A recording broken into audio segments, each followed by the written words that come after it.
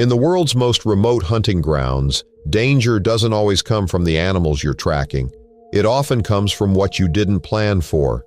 Every year, seasoned hunters find themselves in life-or-death battles not just with predators, but with terrain, weather, and unforeseen challenges. From regrettable decisions to full-blown horror, these stories are a chilling reminder that nature always has the final say. This video takes you deep into 6 real hunting ordeals where a single mistake can mean disaster.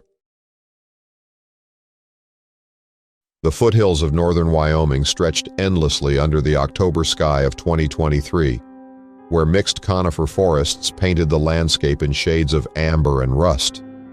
Just outside the ranching town of Ten Sleep, these wilderness areas had witnessed countless hunting seasons, but few were as memorable as what Daniel Clay Morris would experience that crisp autumn morning. The region itself carried a reputation among local hunters as prime mule deer territory, with its steep timberlines dropping dramatically into dense alder thickets that hugged the cold mountain streams. For decades, hunters had traveled from across the state to test their skills against the wily bucks that called these forests home. The area's history was steeped in tales of successful hunts and close calls, though most locals understood that sharing space with Wyoming's apex predators required constant vigilance. Daniel Clay Morris, a 39-year-old bow hunter with 10 years of experience under his belt, had packed light for what he anticipated would be a routine mule deer stalk. His decision to leave his bear spray in the truck that morning would prove to be the kind of mistake that seasoned hunters would later describe as inexcusable. He had confidently told his cousin earlier that morning that October was too late in the year for grizzlies to be active in the area. His assumption would cost him dearly. The morning air carried that sharp bite of approaching winter as Daniel made his way through the forest, following what appeared to be a well-worn buck trail along a dry ridge. The trail meandered through typical high-country wilderness, where towering pines cast long shadows across the forest floor. His practiced eye had identified the markings of a heavy buck, and anticipation quickened his steps as he moved deeper into the wilderness. What Daniel failed to recognize was that his chosen path was leading him directly into a bedding area. The dense willows and fallen logs created perfect hiding spots for creatures far more dangerous than the deer he sought. As he paused to examine fresh tracks, completely focused on his quarry, he remained oblivious to the fact that he was being watched. The mother grizzly had been half asleep in the willows, her massive form concealed behind a fallen log that had probably crashed down during the previous winter storms. The bear's late-season foraging had brought her to this exact location, and Daniel's unexpected presence triggered every protective instinct in her powerful frame. The explosion of movement came without warning. One moment, Daniel was examining deer sign, and the next, nearly 400 pounds of angry grizzly was charging directly toward him. His bow seemed suddenly inadequate, and in a moment of blind panic, he made yet another critical error in judgment. The pine tree he attempted to climb was no thicker than his calf, far too small to support his weight, and certainly inadequate protection against a determined grizzly. Before he could scramble even 6 feet up the slender trunk, the bear was on him with terrifying speed and force. The attack was mercifully brief but devastatingly violent. The bear's powerful claws raked across his back, leaving deep gashes that would require extensive medical attention. His ribs cracked under the crushing weight, and his leg bore the brutal marks of the animal's fury. Pain exploded through his body as the grizzly demonstrated exactly why these creatures commanded such respect in the wilderness. His survival came down to pure luck and the quick thinking of a nearby group of elk hunters who heard his screams echoing through the forest. Their immediate response of firing shots into the air served its purpose, driving the bear away from her victim and likely saving Daniel's life. The helicopter evacuation and subsequent 2-month recovery period gave Daniel plenty of time to reflect on his mistakes. The broken ribs healed, the gashes became scars, and his mauled leg regained most of its function. But the psychological impact of the encounter would prove more lasting than his physical injuries. Daniel later told reporters that not bringing bear spray had been foolish, but assuming that nature would follow his schedule was the dumbest mistake of all. He never returned to the Wyoming wilderness without proper protection again, and his story became a cautionary tale shared around hunting camps throughout the region. The Coconino Plateau stretched across northern Arizona like a vast, elevated island of pine and juniper woodland, its rim country offering some of the most challenging and rewarding elk hunting in the American Southwest. In the autumn of 1997, this rugged landscape would become the setting for an experience that would haunt one hunter for the rest of his life. The area west of Flagstaff had earned its reputation among seasoned hunters through decades of successful elk harvests and challenging terrain. The plateau's unique geography, carved by ancient volcanic activity and millennia of erosion, created a maze of deep basins, sudden drop-offs, and seemingly endless ridges that could disorient even the most experienced outdoorsman. Ricksondale Hughes, a 47-year-old elk hunter with 12 years of experience in the Arizona wilderness, had planned what he believed would be a routine solo hunt in the familiar territory. His knowledge of the area had grown through more than a decade of annual hunting trips, and he possessed the confidence that comes from years of successful harvests. The early November weather had been perfect for elk movement, with crisp mornings and clear skies that made tracking relatively straightforward. The morning had begun promisingly enough. Rickson had positioned himself along a well-known elk corridor, where years of observation had taught him that herds typically move between feeding and bedding areas. Fresh sign indicated recent elk activity, and his practiced eye had identified several promising trails that wound through the pine juniper woodland. As the Arizona sun began its descent toward the western horizon, Rickson found himself following a particularly promising elk trail that led deeper into unfamiliar territory. The herd he was tracking seemed unusually large, judging by the abundance of tracks and fresh droppings scattered along the path. His focus on the hunt had gradually drawn him further from his planned route than he had intended. The realization that he had misjudged both the terrain and his location struck him just as the sun disappeared below the rim. Every direction suddenly looked identical in the gathering darkness. The familiar landmarks he had relied upon for navigation seemed to have vanished, replaced by an endless sea of similar-looking ridges and valleys that offered no clues to his whereabouts. Rickson spent the first several hours of darkness hiking in what he hoped were purposeful directions, but the consistent sameness of the terrain made it impossible to determine whether he was making progress or simply walking in circles. The temperature dropped steadily as the night wore on, and his water supply began to dwindle more rapidly than he had anticipated. Around 2 a.m, when fatigue had begun to cloud his judgment and the cold had seeped through his hunting clothes, the sounds began. The familiar clicking and yapping of coyotes echoed across the plateau, creatures he had encountered countless times during his hunting career, but in his exhausted and disoriented state, the sound seemed more menacing than usual. The high-pitched shriek of a mountain lion in the distance sent chills down his spine that had nothing to do with the dropping temperature. His flashlight beam penetrated only a few yards into the darkness, revealing nothing but the ghostly silhouettes of juniper trees and scattered boulders. The discovery that would later define his memory of that night came when he stumbled upon a gutted mule deer carcass near a cluster of juniper trees. The deer seemed to have been field-dressed by another hunter. The meat was still relatively fresh, indicating the kill had occurred within the past day or two, but the hunter had apparently abandoned the carcass for unknown reasons, possibly spooked by predators or called away by an emergency. As dawn finally broke across the plateau, Rickson found himself blistered, dehydrated, and thoroughly shaken by his night in the wilderness. The familiar landmarks gradually became visible again, and he was able to navigate back to his vehicle by noon. Despite his relief at reaching safety, the experience had left him with questions about the other hunter who had abandoned the deer carcass. Though he conducted thorough searches of the area in subsequent daylight hours, Rickson never found additional evidence that might explain who had been hunting in the area or why they had left behind such a valuable harvest. The experience fundamentally changed his relationship with the Arizona wilderness, serving as a stark reminder of how quickly familiar territory could become dangerous when darkness fell and exhaustion set in. He never returned to hunt that particular section of the plateau again, preferring to stick to areas where he was absolutely certain of his navigation routes. Years later, Rickson would tell fellow hunters that the night had taught him valuable lessons about the importance of proper preparation and staying within familiar boundaries. The combination of fatigue, cold, and disorientation had made even familiar animal sounds seem threatening, and he emphasized to others the critical importance of never hunting alone in unfamiliar territory without proper backup plans.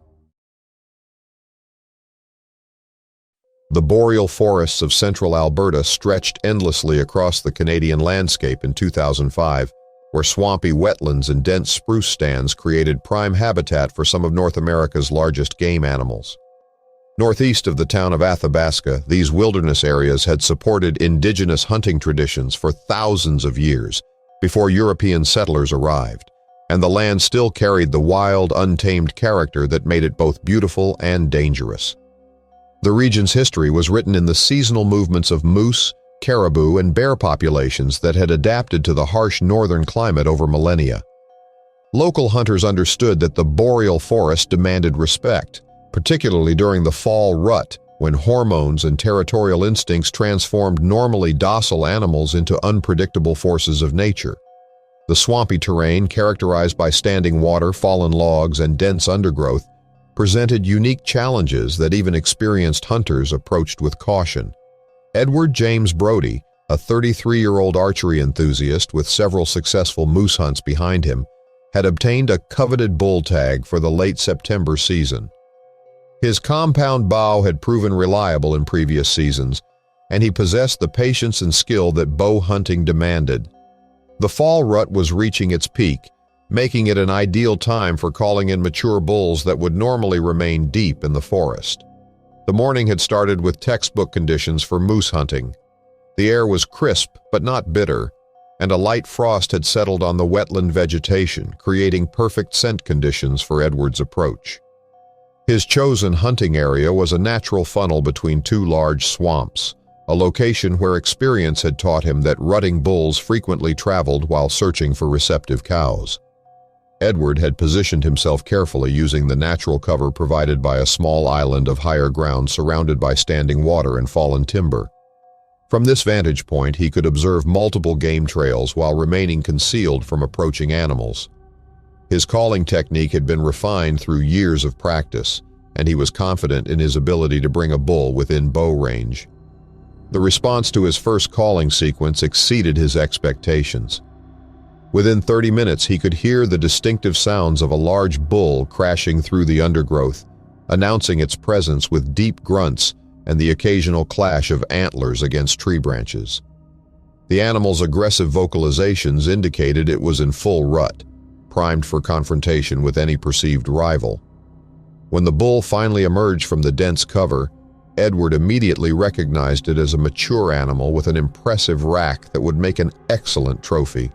The moose positioned itself broadside at approximately 40 yards, presenting what appeared to be a perfect shot opportunity. Edward's arrow flew true, striking the animal in what he believed was the ideal lung shot placement.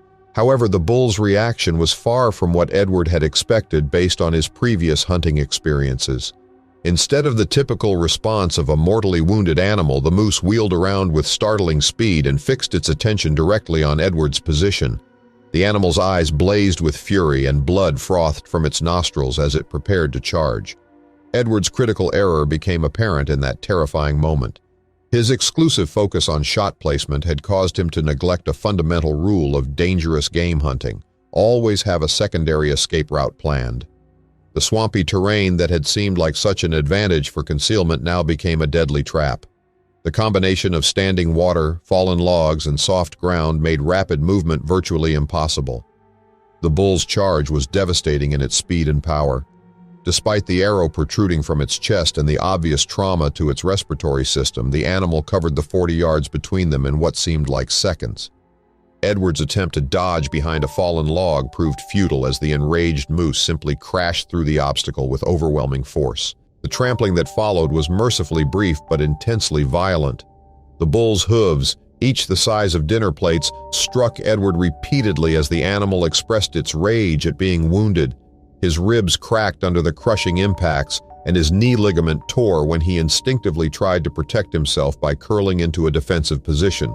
The moose's departure was as sudden as its arrival. After several terrifying seconds of punishment, the bull seemed to lose interest in its human adversary and crashed back into the forest, leaving a trail of blood that would eventually lead to its death several hundred yards away. Edward was left broken and bleeding in the swamp, fully aware of how close he had come to being killed. The rescue that followed required the coordinated efforts of search and rescue teams who used all-terrain vehicles to reach Edward's remote location. His injuries, while serious, were not life-threatening, though the recovery process would take months and leave him with permanent reminders of his encounter with the enraged bull. The experience fundamentally changed Edward's approach to hunting dangerous game. He later told other hunters that the incident had taught him never to underestimate the power and determination of wounded animals. His advice to fellow bow hunters was simple but profound. Always be prepared for the charge, because sometimes the animal might refuse to cooperate with expectations. Edward continued hunting moose in subsequent seasons, but never again without multiple escape routes carefully planned and rehearsed. The bull that had nearly killed him served as a permanent reminder that in the wilderness, overconfidence could be fatal. The dense spruce bogs of northern Minnesota had witnessed generations of hunters since the late 1800s, when Finnish and Scandinavian immigrants first established settlements in the region. By 1984, these wilderness areas near Duluth had developed a reputation for producing exceptional white-tailed deer, though the challenging terrain and unpredictable weather conditions meant that only the most dedicated hunters ventured into the deeper sections of the bog country. The history of the area was steeped in logging operations that had carved temporary roads through the wilderness decades earlier, many of which had since been reclaimed by the forest. Abandoned hunter camps and forgotten equipment occasionally surfaced in the most remote sections, reminders of earlier generations who had tested their skills against the harsh northern environment. Local hunters shared stories of mysterious discoveries and unexplained encounters that had occurred in these isolated areas over the years. Clinton Reeves, a seasoned deer hunter from Duluth with over 15 years of experience in the Minnesota wilderness, had heard persistent rumors about a particular section of bog that supposedly held older, more mature bucks.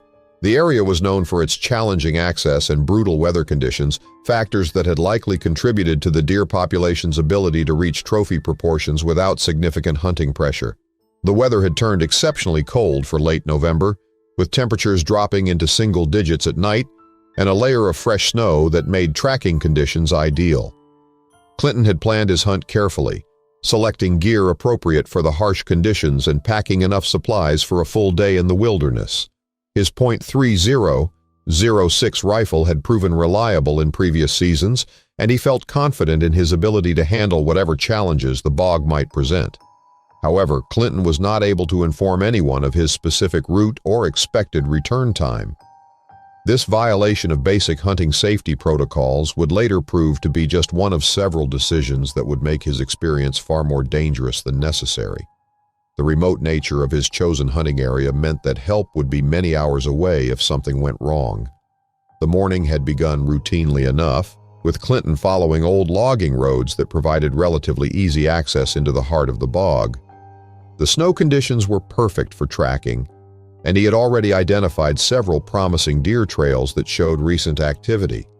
His experience had taught him to look for areas where mature bucks might seek shelter during the day, particularly in dense cover near water sources.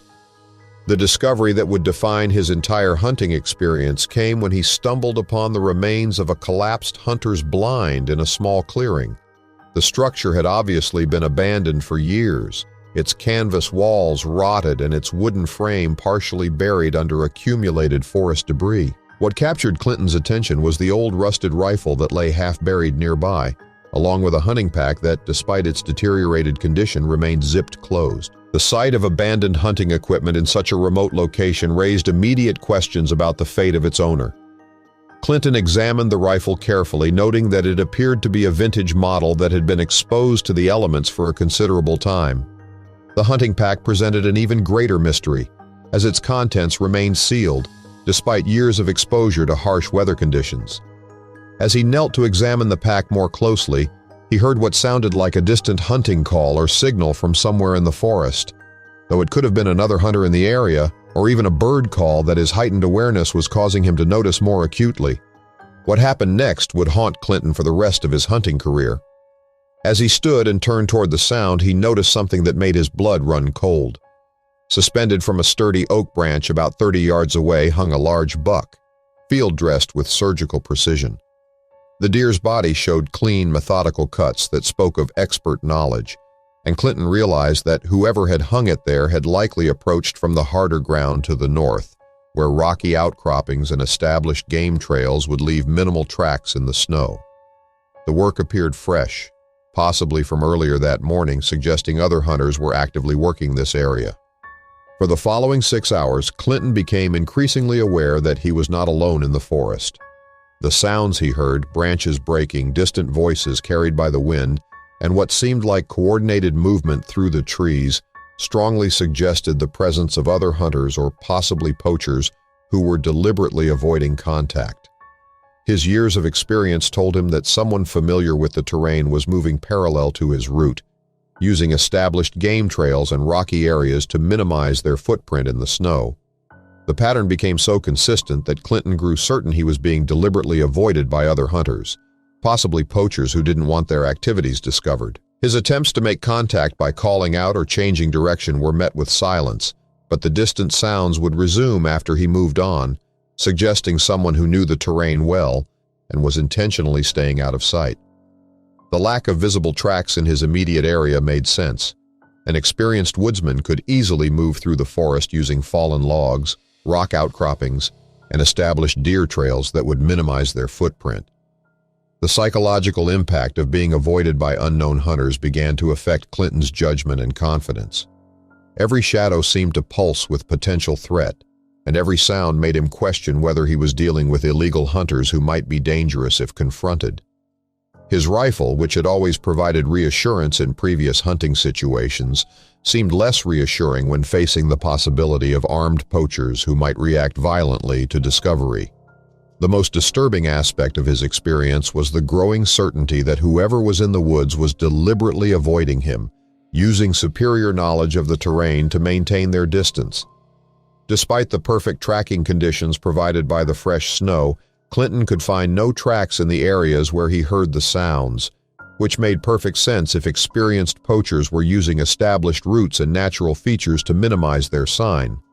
The snow behind him showed only his own footprints, creating a clear trail that anyone following at a distance could easily monitor while staying well out of sight.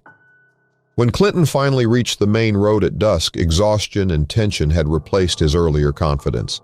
The walk back to his vehicle provided time to reflect on the experience, but the combination of isolation, stress, and the discovery of what was clearly an illegal poaching operation had left him deeply shaken. The possibility that the field-dressed deer was the work of poachers, the deliberate avoidance tactics, and the feeling of being monitored by someone who clearly wanted him to leave the area remained the most troubling aspects of the entire incident. Clinton never returned to that section of the Minnesota wilderness, despite the potential for trophy deer that had originally attracted him to the area. His experience had taught him that some places in the wilderness harbored illegal activities that demanded caution that went beyond ordinary hunting safety. He later told members of his hunting group that someone operating in the bog had known the woods better than any casual hunter could, and that they had made their displeasure with his presence unmistakably clear through deliberate avoidance tactics that suggested they were protecting something they didn't want discovered. The abandoned rifle and pack remained in the forest, joining what was likely evidence of an illegal poaching operation as part of the area's reputation for dangerous encounters that suggested the presence of people engaged in activities they preferred to keep hidden from legitimate hunters and law enforcement. The lowland hardwood forests of eastern Tennessee had supported turkey populations for centuries, with the rolling hills and creek bottoms providing ideal habitat for the wild birds that had once been nearly extinct in the region. By 2016, successful conservation efforts had restored healthy turkey populations throughout the area, making the spring gobbler season one of the most anticipated hunting opportunities in the southeastern United States. The region's history included decades of both legal and illegal hunting practices, with some older hunters maintaining traditions that had been passed down through generations without regard for changing regulations. The dense forests and isolated creek bottoms provided cover for activities that might not withstand scrutiny from game wardens, though the risks associated with such practices extended far beyond potential legal consequences. Marshall Trent Holloway, a 42-year-old hunter with substantial experience in the Tennessee woods, had identified a promising location along a creek bend that showed an excellent turkey sign. The area was known locally for producing mature gobblers, and Marshall had observed fresh tracks, droppings, and scratching that indicated recent turkey activity. His knowledge of turkey behavior suggested that the birds were using the creek bottom as a travel corridor between roosting and feeding areas. However, Marshall's decision to establish a bait site violated current hunting regulations that prohibited the use of bait during turkey season. Despite his awareness of these rules, he calculated that the remote location and thick cover would provide sufficient concealment for his illegal activity. His plan involved placing corn in a strategic location and using a box call to attract birds to the baited area. The morning of his planned hunt began with ideal conditions for turkey hunting. The weather was mild, with light winds and clear skies that would allow him to hear gobbling activity from considerable distances. Marshall positioned himself in a pop-up blind approximately 30 yards from his bait site, confident that hungry turkeys would respond to his calling and provide easy shooting opportunities. His first indication that something had gone wrong came when he heard heavy footsteps approaching the bait site rather than the lighter sounds he would have expected from turkeys. Through the mesh windows of his blind, Marshall could see a large black bear investigating the scattered corn with obvious interest. The bear appeared to be a mature male, lean from its recent emergence from winter denning and clearly hungry for high-energy food sources. Marshall's experience with black bears was limited, and he had never encountered one while hunting turkeys. His immediate instinct was to remain motionless inside the blind, hoping the bear would consume the bait and move on without detecting his presence. However, the bear's behavior suggested it was aware of human activity in the area and was investigating more thoroughly than Marshall had anticipated. The bear's inspection of the bait site quickly escalated into aggressive behavior. The animal began pawing at the ground around the corn, then focused its attention on the pop-up blind where Marshall was concealed. The bear's keen sense of smell had obviously detected a human scent, and its posture indicated increasing agitation rather than the casual feeding behavior Marshall had hoped for.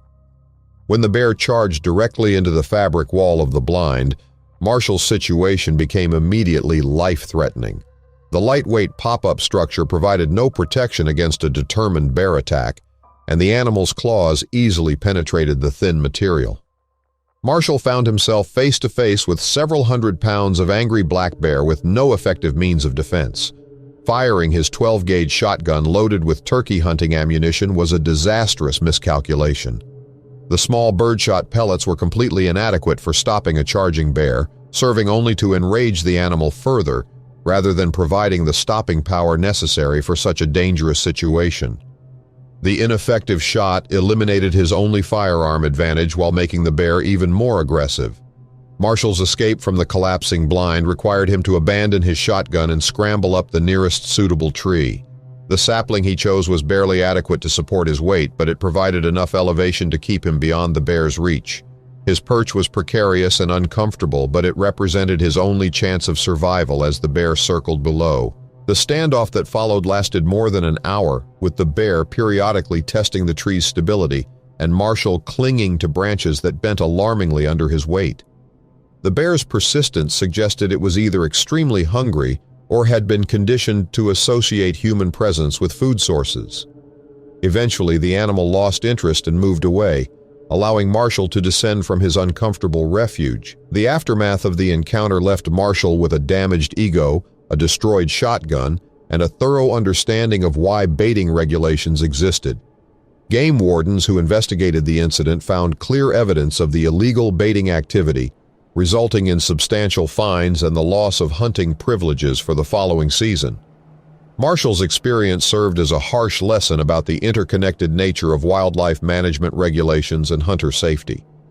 His decision to break baiting rules had created a dangerous situation that endangered not only his own life but also demonstrated poor stewardship of wildlife resources. The incident became a cautionary tale shared among local hunters about the importance of following regulations and understanding the potential consequences of illegal hunting practices. The bear involved in the encounter was later relocated to a more remote area after wildlife officials determined it had become habituated to human food sources. Marshall's illegal bait site had contributed to a dangerous situation that required intervention to protect both human and bear populations in the area. The coastal redwood forests of Oregon had sheltered hunters for thousands of years. By 1992, these ancient forests provided excellent hunting opportunities, though dense fog, challenging terrain, and towering trees could disorient even experienced hunters. Samuel Gordon Wills, a seasoned black-tailed deer hunter with over 20 years of experience in the Oregon coastal range, had planned an early morning hunt in the ridges overlooking the Pacific. His familiarity with the area had been earned through decades of successful hunts. The morning began with clear skies and crisp air.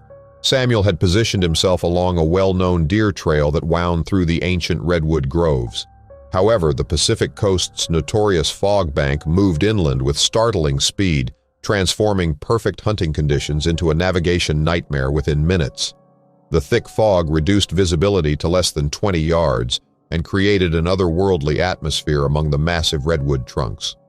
Samuel's initial confidence quickly gave way to concern as he realized his disorientation. Every direction appeared identical in the fog, with massive redwood trunks emerging from the mist like ghostly sentinels. The trails he had followed for years seemed to have vanished. His growing unease transformed into genuine alarm when he began discovering markers that he had not placed. Strips of red cloth appeared at random intervals on trees throughout the area, some tied in neat knots while others appeared to have been deliberately shredded. The cloth strips were weathered, but not ancient, suggesting they had been placed relatively recently by someone familiar with the area. As he examined the first marker more closely, he heard what sounded like branches snapping from multiple directions, an acoustic effect he recognized as common in dense fog, where sounds bounce off the massive redwood trunks and create confusing echoes. The pattern of markers made no logical sense according to any standard navigation system that Samuel recognized, but clearly followed some kind of personal logic. Some strips were placed at eye level, others hung high on branches, and still others were tied to low shrubs near the ground. The seemingly random placement suggested a marking system used by someone living rough in the woods, possibly a homeless individual or survivalist who had established their own navigation method. Each time he approached a new marker, he heard what sounded like footsteps circling him at a distance. Though he realized the fog's acoustic properties and his own heightened anxiety were likely causing him to misinterpret natural forest sounds or echo effects, Samuel's attempts to follow the markers in hopes they might lead to a trail or road proved futile. The cloth strip seemed to lead deeper into the fog-shrouded forest rather than toward any recognizable destination. His compass readings became increasingly unreliable as he tried to maintain a consistent direction while following the mysterious trail markers. Behind him, he could hear the distinct sound of his own footsteps being echoed and replicated, which he realized could be explained by the fog's ability to create acoustic reflections off the massive redwood trunks. As Samuel continued deeper into the fog-shrouded forest, following the bewildering trail of red cloth markers, he began to notice other disturbing signs. Vague impressions appeared sporadically on the soft forest floor, depressions that could have been made by someone walking carefully to avoid leaving clear tracks, possibly someone who didn't want to be easily followed. The impressions followed no logical pattern and seemed to circle back on themselves in what appeared to be impossible configurations, though someone familiar with the terrain could have been using game trails and rocky areas to obscure their movement. The fog seemed to thicken as Samuel moved deeper into the redwood cathedral. The massive tree trunks emerged from the mist like ancient pillars, their bark disappearing into the gray void above. The silence was periodically broken by sounds that seemed to have no obvious source. What could have been distant voices distorted by the fog, the rustle of movement from areas he couldn't see clearly, and an occasional low humming that might have been wind moving through the redwood canopy far above. More red cloth markers appeared with increasing frequency, but their placement became increasingly difficult to explain. Some were tied in elaborate knots following patterns Samuel couldn't decipher, while others appeared torn into symbols that resembled crude attempts at communication. A few markers were positioned at ground level, while others hung from branches that could have been reached by someone with climbing experience or using fallen logs as ladders, yet they swayed as if recently disturbed. The psychological impact of following these confusing markers began to wear on Samuel's mental state. His normal confidence in wilderness navigation had been completely undermined by the combination of poor visibility and what appeared to be someone else's unconventional navigation system. Samuel's growing unease intensified when he discovered what appeared to be a crude shelter constructed from redwood branches and forest debris. The structure suggested intelligence but appeared recently abandoned, with fresh signs of occupancy including remnants of a small fire and scattered containers that held unidentifiable contents that could have been foraged food or makeshift supplies. The shelter's construction indicated a long-term presence that raised alarming questions about who might be living in such a remote location. The area around the shelter contained more red cloth markers arranged in patterns that seemed more deliberate and systematic. Some markers were tied in series, creating lines that pointed toward specific features, while others were clustered around certain trees in configurations that resembled some kind of personal organization system. The overall effect suggested a communication system that operated according to principles that Samuel didn't understand, but could have made perfect sense to whoever created it. As Samuel examined the shelter more closely, he found evidence of recent activity that made him deeply uncomfortable. What appeared to be worn paths circled the structure multiple times as if someone had been pacing or conducting daily routines around the crude dwelling. Personal items were scattered about, including pieces of clothing torn and arranged in patterns that suggested someone with mental health issues or unconventional beliefs, along with what appeared to be collections of forest debris arranged in geometric designs, behavior consistent with someone who had been living in isolation for an extended period. The fog began to play tricks on Samuel's perception as he moved away from the unsettling shelter, creating acoustic illusions that were well documented in such dense atmospheric conditions. Sounds that might have been footsteps seemed to echo from multiple directions simultaneously. Several times he stopped to listen carefully, convinced that he was hearing movement parallel to his own path. But the complete silence that followed suggested either natural forest sounds amplified by his anxiety or possibly the same individual who had created the shelter, maintaining a cautious distance. The discovery that would define his memory of that morning came when he spotted a perfectly field-dressed black-tailed deer suspended from a massive redwood branch hanging at least 15 feet above the ground. The carcass had been butchered with surgical precision, every cut clean and purposeful. Clearly the work of someone with considerable hunting experience and rope skills, who had hoisted it there to keep it away from ground predators. Beyond the suspended deer, Samuel glimpsed a figure standing motionless behind a massive redwood trunk. The silhouette was clearly human but remained perfectly still despite Samuel's presence, watching him with obvious wariness. His calls for assistance went unanswered, and the figure made no acknowledgement of his attempts at communication, remaining as motionless as the ancient trees themselves. Samuel's unease transformed into genuine concern as he realized the figure was not responding to his presence in any way that suggested normal social interaction.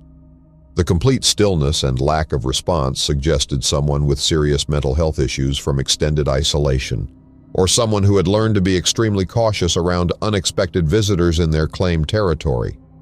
His decision to back away from the silent figure proved to be wise, though it left him with the disturbing certainty that he had encountered someone who was living far outside the boundaries of normal society.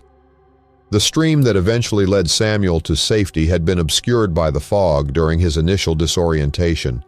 By following the water downstream, he was able to navigate out of the redwood forest and reach familiar territory where the fog had begun to lift. Throughout his escape, he continued to hear sounds of movement paralleling his path, which he now understood were likely the same individual ensuring that he actually left the area. Territorial behavior that made sense for someone who had established a long-term presence in such a remote location. Despite his relief at reaching safety, Samuel's experience had raised disturbing questions about the nature of the person he had encountered and the purpose of their markers. Despite his decades of successful hunting in the area, he never returned to that particular section of the redwood country. His encounter had introduced him to aspects of the wilderness that involved people living completely outside normal society, and suggested the presence of someone who had been in the woods long enough to develop their own survival systems and territorial behaviors.